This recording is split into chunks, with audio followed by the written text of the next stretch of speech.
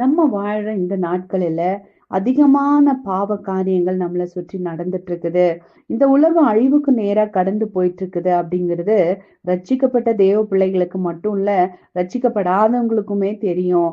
ஆனா வேதம் சொல்லுது, ஜலப்பிரளயத்துக்கு தப்பும்படி நோவாவும் அவனுடனே கூட அவன் குமாரரும் அவன் மனைவியும் அவன் குமாரரின் மனைவிகளும் பேழைக்குள் பிரவேசித்தார்கள் அப்படின்னு சொல்லி.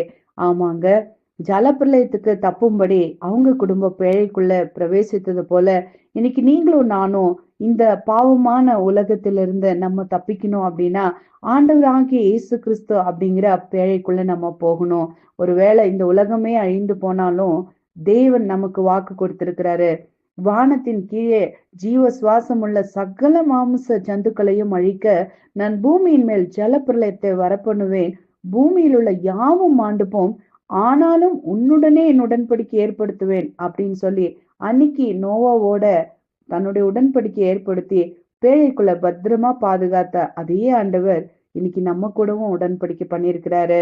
நீங்களும் நானும் ஆண்டவராகிய இயேசு கிறிஸ்து அப்படிங்கிற அந்த பேழைக்குள்ள பத்திரமா நம்ம இருக்கலாம்.